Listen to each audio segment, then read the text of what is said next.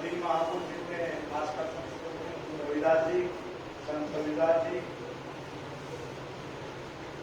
गुरु घासीदास जी, बिरसा मुंडा जी, महात्मा ज्योतिबा फुले, माता सावित्रीबाई फुले,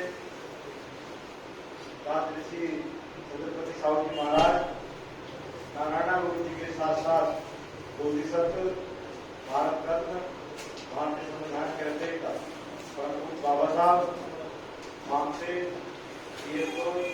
बहुजन समाज पार्टी के संस्थापक मानव काशीराम साहब को नमन करता हूँ। तत्पश्चात भारतीय श्रेष्ठी iron lady mother of social engineering, दुनिया की 8 शक्तिशाली महिलाओं में शुमार, भारत ही नहीं पूरे विश्व के सबसे बड़े सूबे उत्तर प्रदेश की 4 बार रही मुख्यमंत्री, न्याय त्याग बलिदान की जिंदा देवी आदरणीय बहन कुमारी गांधी जी को अपना आदर्श नेता मानते हुए आज वेस्ट बंगाल के 2 डिस्ट्रिक्ट की जिला स्तरीय संगठन समीक्षा बैठक में हमारे बीच मुख्य अतिथि के रूप में विराजमान बहुजन समाज पार्टी के बहुत सीनियर केंद्रीय कोऑर्डिनेटर, पूर्व मंत्री, पूर्व एमएलसी और भारत के अनेकों प्रदेश में संगठन के काम को देख रहे केंद्रीय स्टेट कोऑर्डिनेटर परम सिद्ध ब्रह्मवीर अशोक साहब और इस प्रदेश को जो बहुत अच्छे से चला रहे हैं और पूरे प्रदेश को आगे ले जाने का काम कर रहे हैं। प्रदेश के अध्यक्ष जी को अभी आपने सुना, सम्मानित भाई मनोज ओलाराम जी, और दूसरे हमारे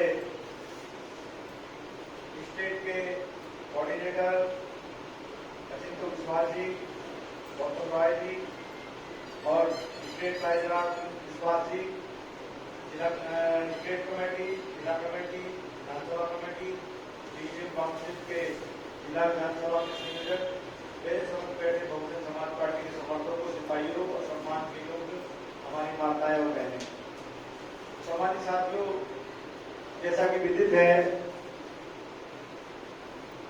हम लोग आदरणीय बहन कुमारी गांधी जी के निर्देश पर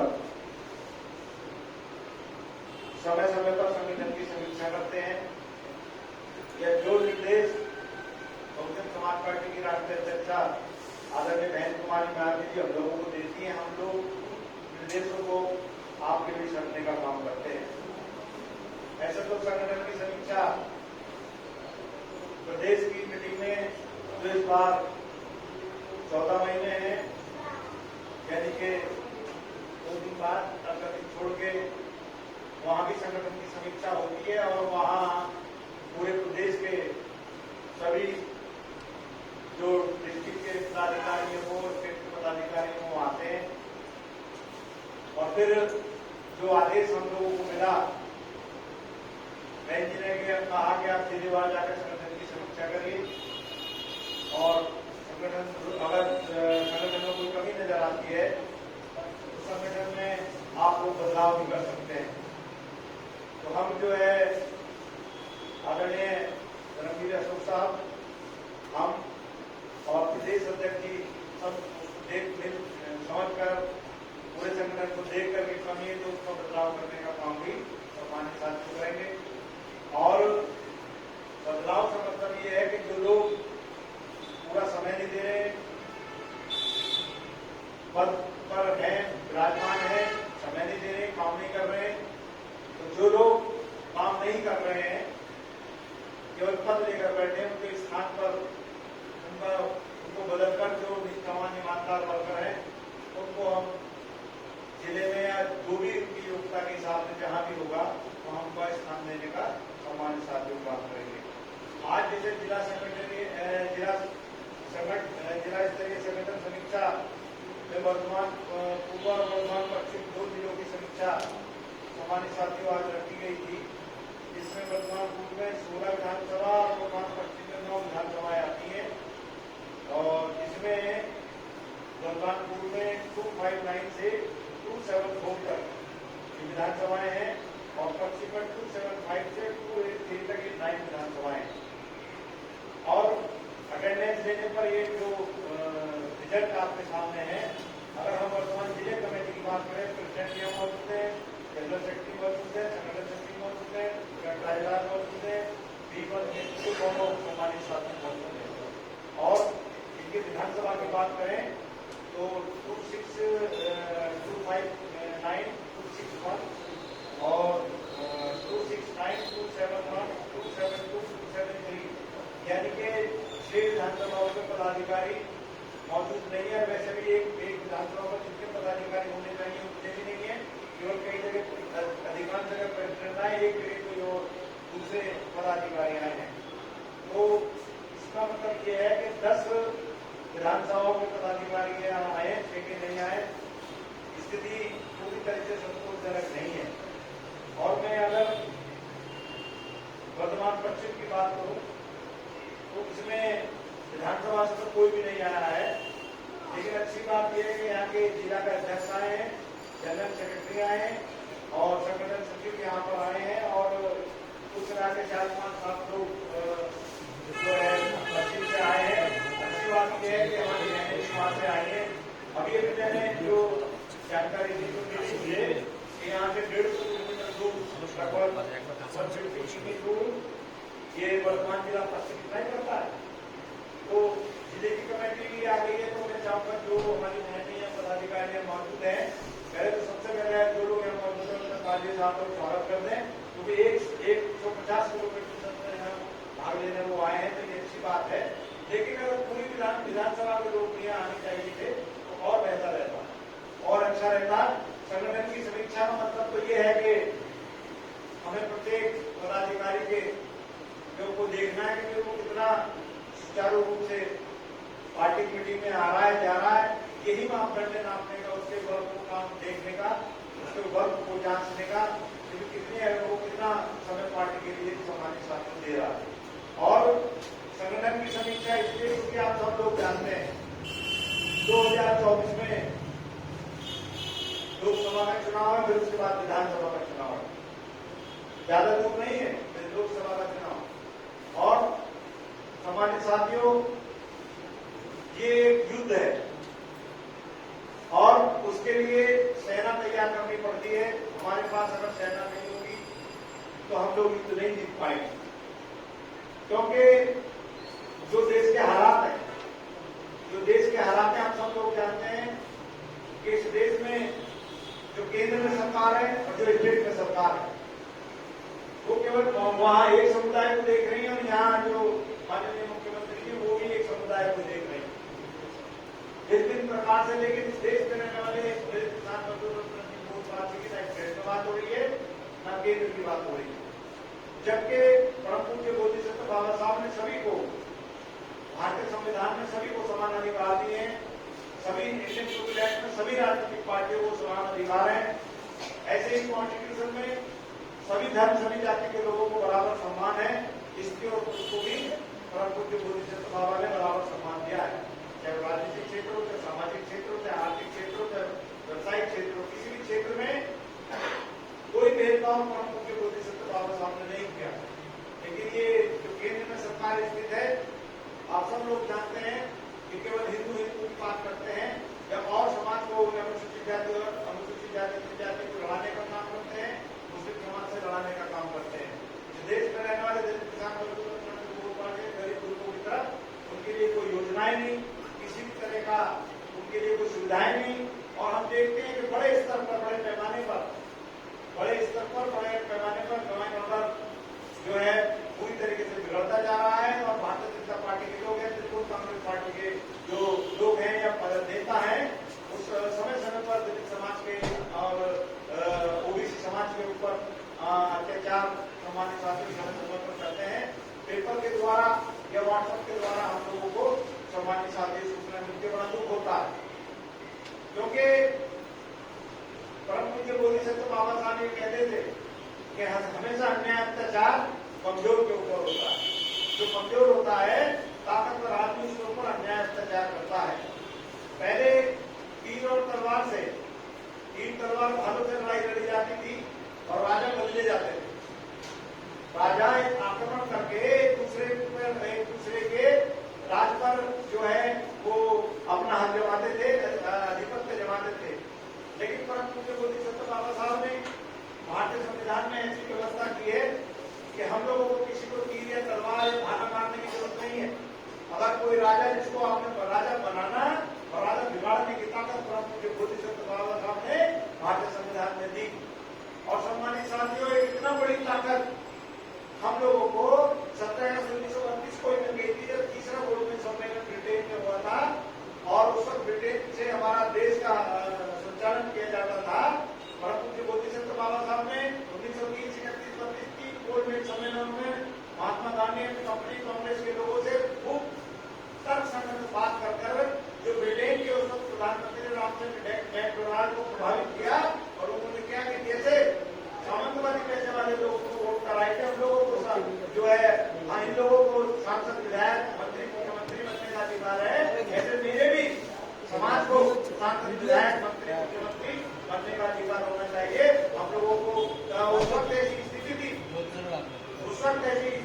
सम्मानित साथियों, सम्मानित बहनों, कि हम लोग सांसद, विधायक, मुख्यमंत्री, प्रधानमंत्री बनने की बात छोड़ो, हम लोगों को वोट डालने तक का सम्मानित साथियों राइट नहीं था।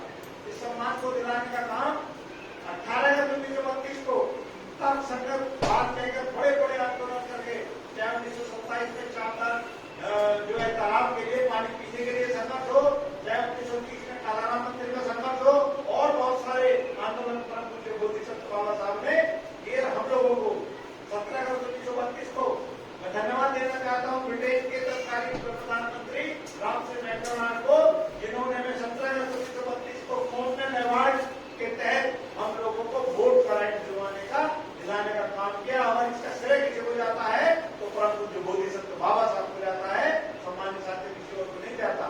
परम पूज्य बोधिसत्व बाबा साहब ने सभी धर्म, सभी समाज के लोगों को बराबर सम्मान दिया।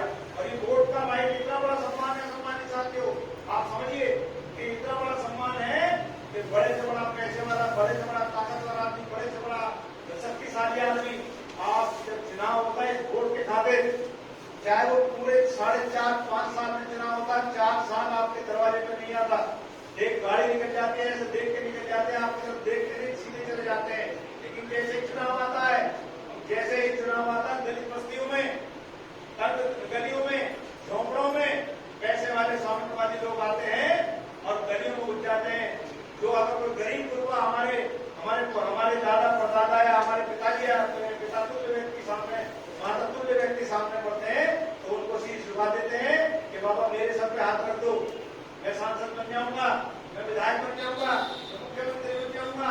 सम्मानित साथियों, तो आप समझिए हमारी बहन बेटियां, हमारे बच्चे, अगर हम लोग गरीब परिवार किसान मजदूर परिवार से बात करते हैं, हमारे बच्चे गांव में, तो हमारी आज भी स्थिति ऐसी है, नहीं पश्चिम बंगाल की बात, पश्चिम बंगाल हुआ, बिहार हुआ, झारखंड हुआ, ऐसी स्थिति जनजाति की है तो ऊपर का कपड़ा पहनना था तो नीचे का नहीं है, नीचे का पहनना था तो ऊपर नहीं है, इतनी गरीबी है।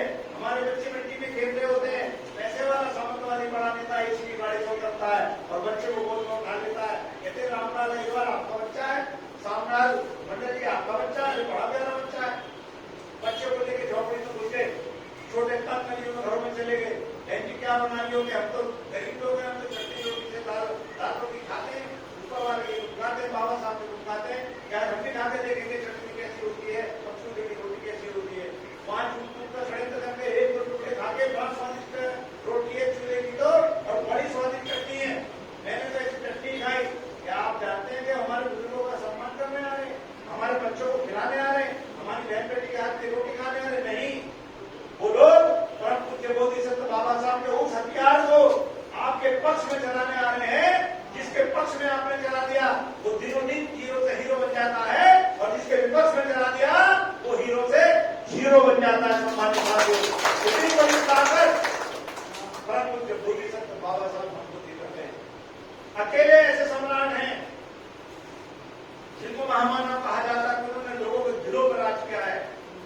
लोगों ने तीर और तलवार से लोगों के गर्दन काट के पूरे देश, बड़े बड़े देशों में शासन किया। लेकिन परम पूज्य बाबा साहब महामानव बोधिसत्व इसलिए कहा जाता है, सिंगल वन एक ऐसे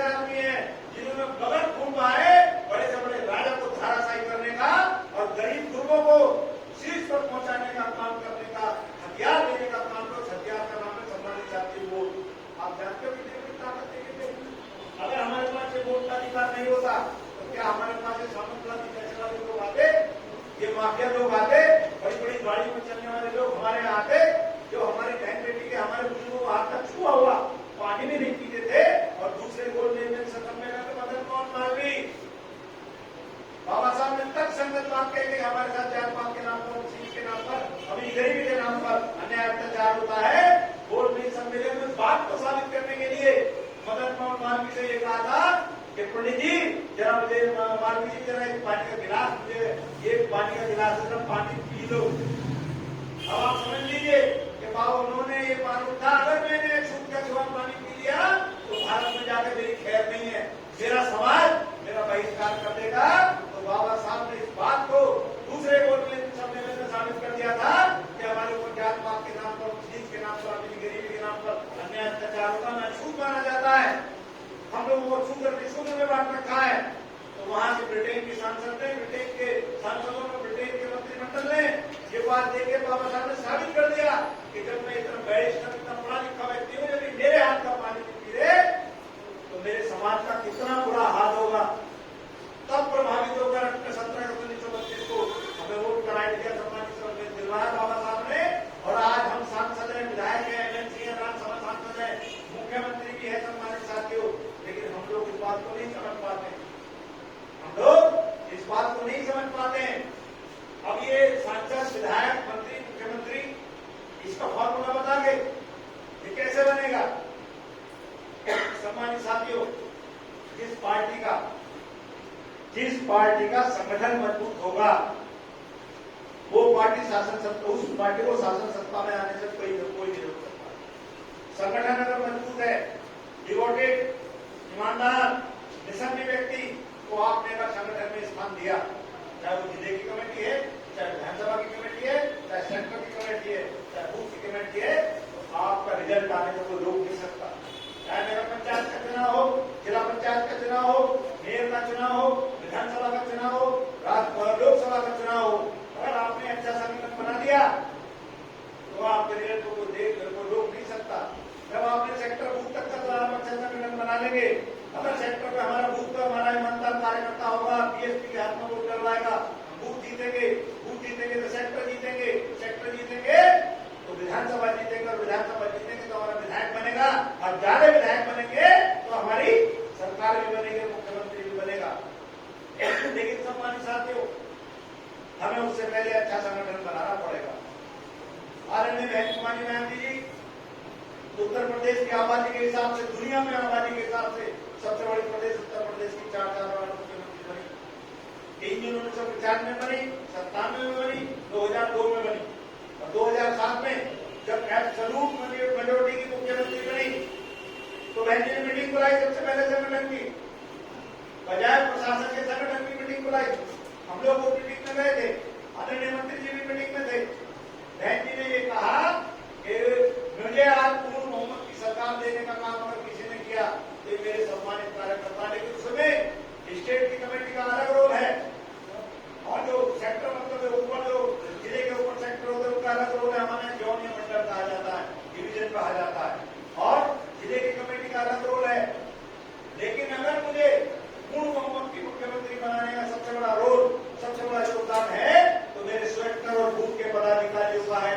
और उसमें बताया भी व्यक्ति ने क्यों, क्योंकि जिस दिन वोट पड़ती है उस दिन या तो प्रत्याशी आपका कैंडिडेट या उसका चीफ पोलिंग एजेंट सभी पोलिंग बूथों में जा सकता है, प्रदेश का अध्यक्ष जिला अध्यक्ष जा सकता है, दूसरा आदमी नहीं जा सकता। लेकिन बूथ पर लाठी खाता है, डंडा खाता है, विरोधियों की गालियां सुनता है। मेरा बूथ पर सेक्टर का वर्कर एक वोट डलवाकर बहुजन समाज पार्टी को जिताने का काम करता है। इसलिए मैं इस जीत का श्रेय मैं अपने सेक्टर और बूथ के पदाधिकारियों को पहले देना चाहती हूँ। बाकी तो सब लोगों ने मेहनत की है, मैं सबको बहुत बधाई, सम्मानित सारे मेरे वर्करों, मैं आपको बहुत बधाई देने का काम करती हूँ। तो आप समझिए हमारी नेता क्या कह रही है। हमारी नेता का कहना यह है कि संगठन नहीं है, मुझे संगठन, अगर संगठन नहीं है तो कुछ नहीं। इसका मतलब ये बहन जी ने कहा कि अगर सेक्टर का संगठन है तब इन्हें पूर्ण बहुमत की सरकार की मुख्यमंत्री बनी सम्मानित साथी। तो इस बहन को हम लोगों को समझना चाहिए, वोट की कीमत को समझना चाहिए। अच्छे से अच्छा सांसद, अच्छे से अच्छा विधायक, अच्छे से अच्छा मुख्यमंत्री, प्रधानमंत्री अच्छे से अच्छी सरकार अच्छा संगठन नहीं दे सकती, अच्छे पदाधिकारी नहीं दे सकती, लेकिन अच्छा संगठन, अच्छा पदाधिकारी विधायक दे सकता है, सांसद दे सकता है, मुख्यमंत्री दे सकता है। और एक समय आएगा जब आप लोग प्रधानमंत्री की नौकरी देंगे, लेकिन शर्त यह है कि जेबी संगठन ना बनाया जाए, जेबी संगठन ना बनाया जाए, चमचों को पदासीन नहीं किया जाए। जो आपके नेता इर्द गिर्द चक्कर लगाते हैं, जो आपकी चमचेगिरी करते हैं, जो आपके काम करते हैं, और अगर उन चमचों को समझना है तो माननीय काशीराम साहब की चर्चा की बुक्स को आपको पढ़ना चाहिए, तो पूरी तरीके से आपको समझ आ जाएगा क्या है प्रकार के चमचे लगभग उन्होंने बताएं। और चमचों की क्वालिटी है, उस चमचे की क्वालिटी क्या होती है, तो जिस बर्तन में रहता है जब तक मुझे खाली नहीं कर देता तब तक वो चैन से बैठने का काम नहीं करता।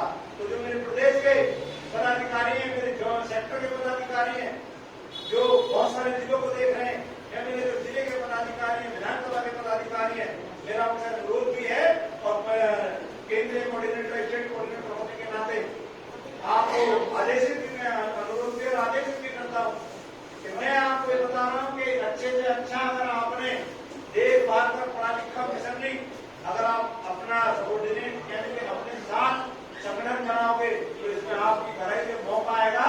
अगर आपने चापलूस लोग बना दिए, जब आपको जरूरत पड़ेगी तो आपको मुंह की खानी पड़ेगी, आप बगले झांकेंगे। आपने निष्ठावान, भले ही आपका विरोधी हो, भले ही आपको पसंद न करता हो, लेकिन आपने निष्ठावान और ईमानदार वर्कर को अगर पदासीन किया, ना कि आपका सम्मान बढ़ाएगा, वो पार्टी को भी मजबूत करेगा और समाज को भी मजबूत करने का सम्मान के साथ काम करेगा। तो हम लोगों को इस बात का ध्यान रखना चाहिए कि संगठन मजबूत होना चाहिए, क्योंकि इस मकान की नींव मजबूत हो, फाउंडेशन मजबूत हो, तो उसमें कितनी बड़ी बिल्डिंग खड़ी की जा सकती है। अगर फाउंडेशन मजबूत नहीं है तो एक मंजिल की बिल्डिंग भी आप लोग एक फ्लोर भी आप नहीं बना सकते। तो ये संगठन क्या है, ये पार्टी का फाउंडेशन है। आप ये संगठन पार्टी का फाउंडेशन है, कितनी बड़ी बिल्डिंग बना सकते हैं आप उसके ऊपर। जैसे 2007 में सर्वोच्च संगठन बहुजन समाज पार्टी के पास था और कितने माले की बिल्डिंग बनी, 206 माले की बिल्डिंग, यानी एक माले का मतलब एक विधायक से हम कंपेयर कर रहे हैं।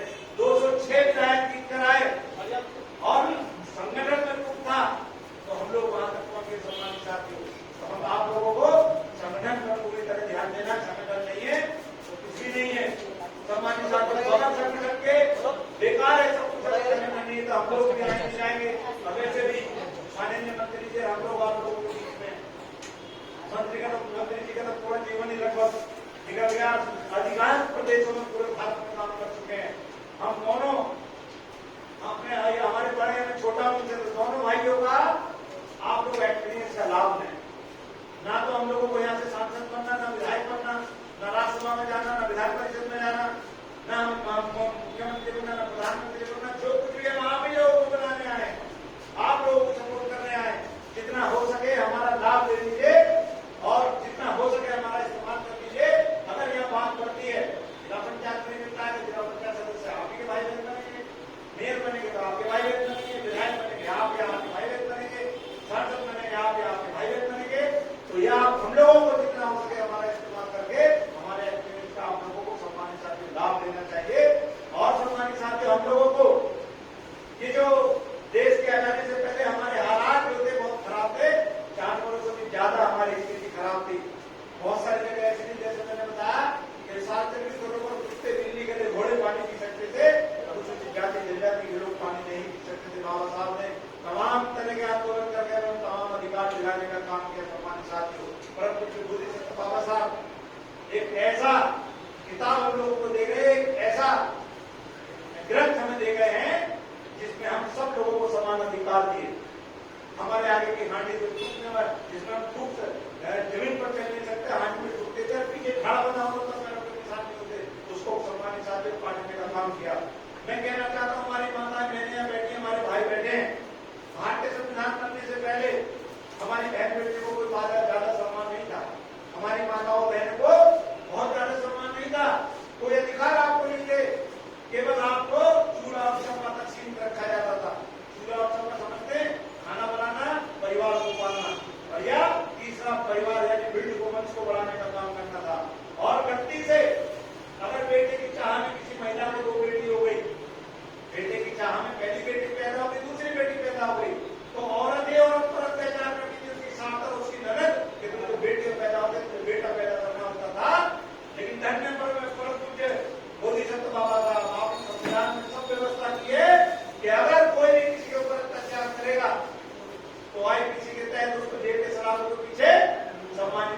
जाना पड़ेगा।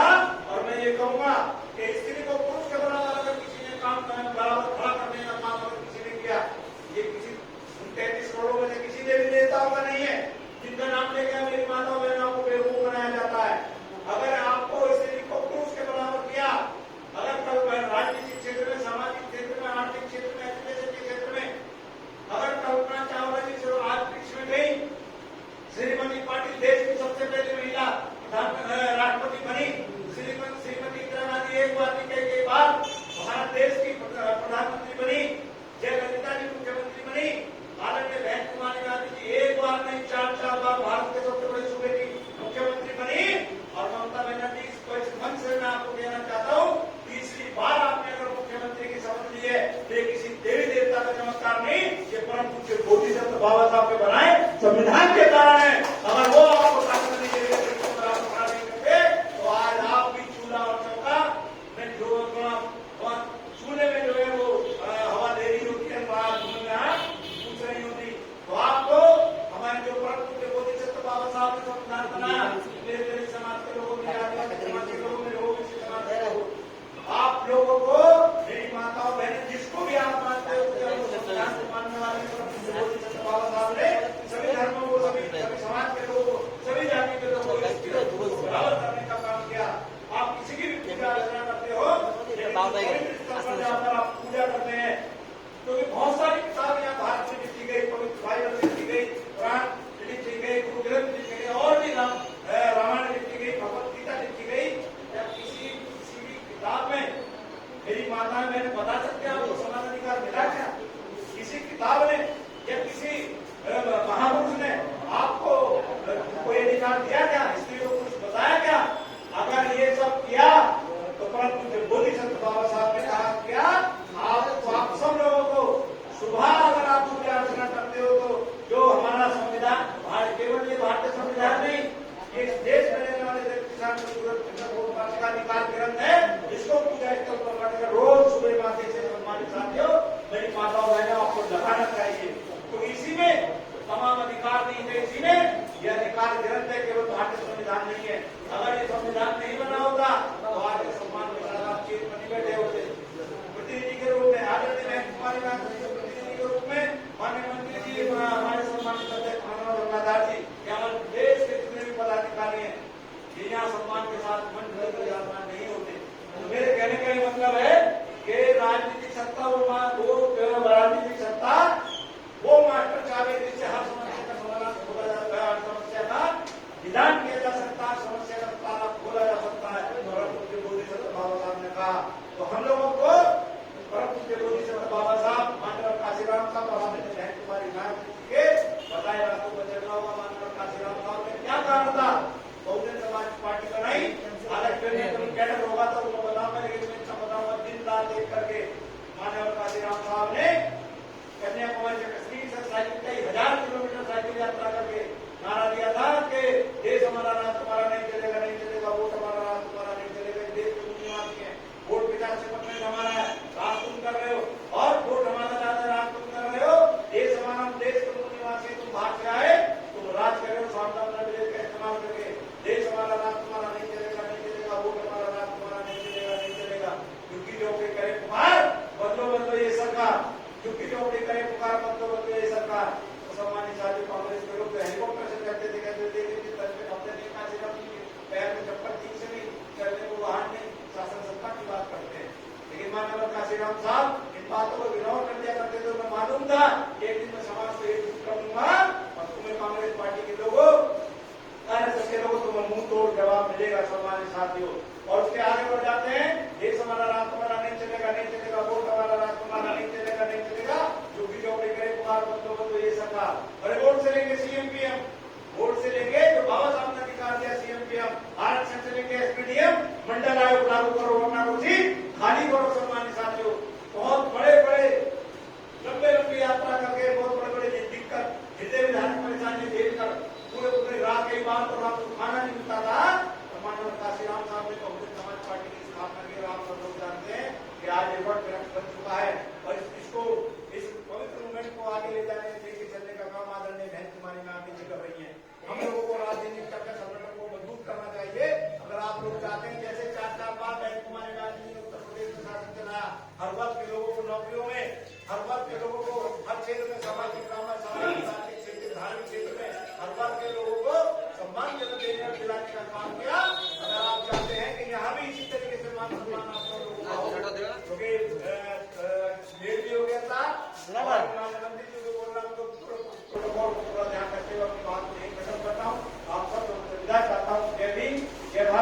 आपके चरण मुद्दा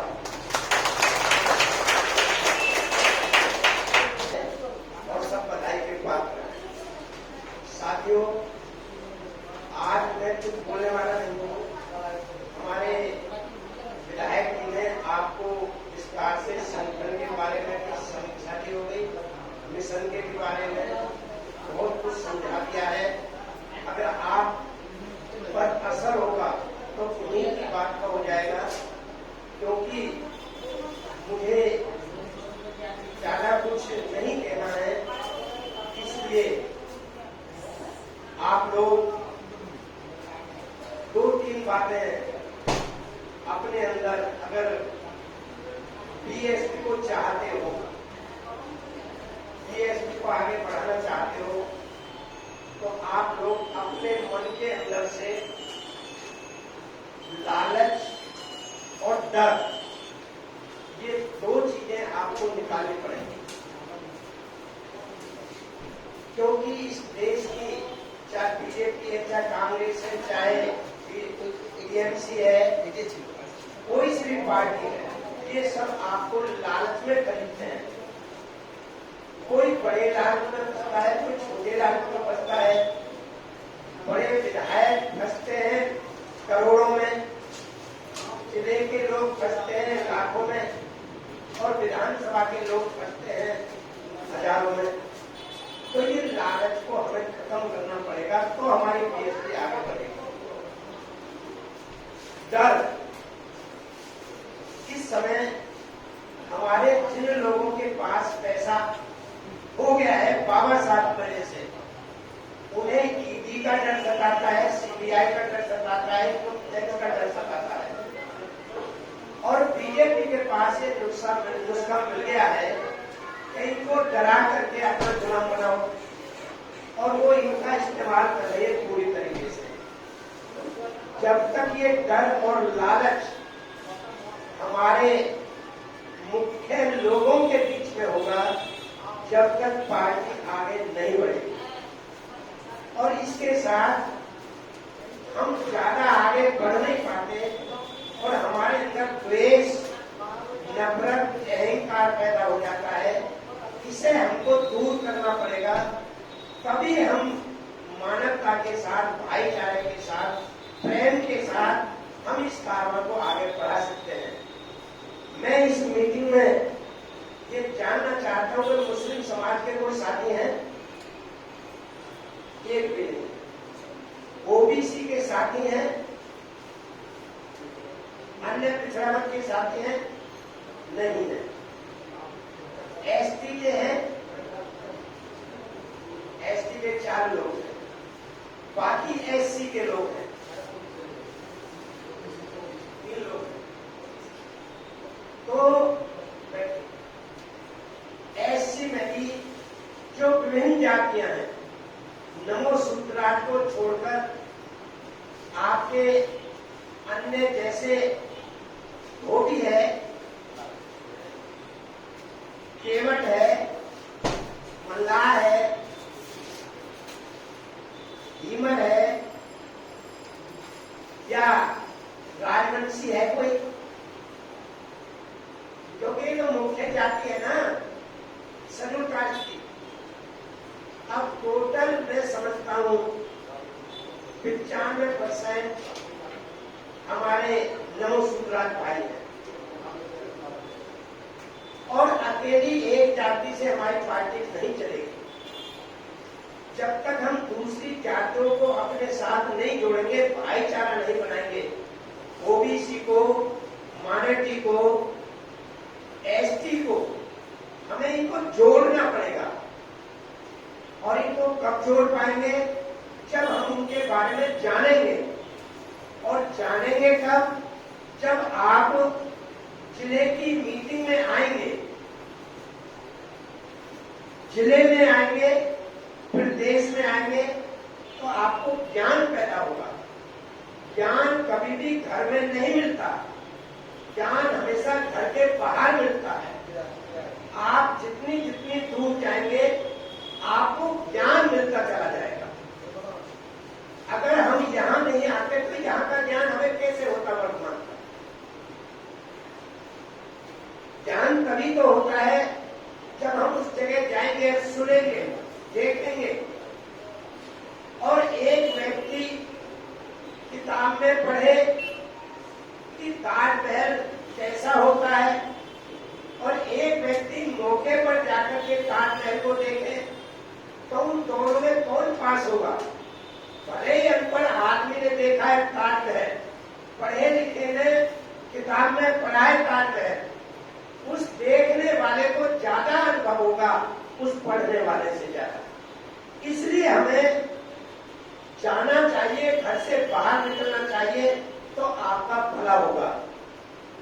इसलिए मेरा आज आपसे निवेदन है कि चाहे जिले की कमेटी है, चाहे विधानसभा कमेटी है, इन सबको प्रदेश की कमेटी में आना चाहिए, क्योंकि वहां ज्ञान मिलता है, नई नई चीजें मिलने को आती हैं, सुनने को मिलता है, देखने को मिलता है, तो आपको ज्ञान होता है। और कल का दिन 13 तारीख 13 मई इस देश की दिशा और दशा बताएगा। कल उत्तर प्रदेश में नगर महापालिकाओं का रिजल्ट आ रहा है और कर्नाटक में विधानसभा का रिजल्ट आ रहा है। तो इस रिजल्ट के बाद में आपको 14 तारीख को हमारी होने वाली मासिक बैठक में आपको विस्तार से समझाऊंगा। जिनको राजनीति में सफलता पानी है, जिनको राजनीति में आगे बढ़ना है, जिनको राजनीति को सीखना है, जिनको राजनीति को करना है, अगर आपके पास अब ज्यादा समय नहीं है, 1 वर्ष का समय है, अगर 1 वर्ष में आप अच्छा रिजल्ट लेना चाहते हो तो आपको 14 तारीख को आना पड़ेगा। और उस दिन मैं आपको समझाऊंगा कि अब पश्चिम बंगाल में 36 साल बर्बाद हो गए हैं। अगर कुछ चाहते हो कि 2024 में कोई रिजल्ट आए, तो आप लोग 14 मई को अपने पार्टी के कार्यालय में, प्रदेश कार्यालय में आइए और वहां पर मैं आपको समझाऊंगा और विस्तार से आपको हमारे विधायक जी माननीय अतर सिंह राव जी ने समझा दिया है। मैं यहीं पर अपनी बात समाप्त करता हूं। धन्यवाद। जय भीम, जय भारत, नमो बुद्धाय।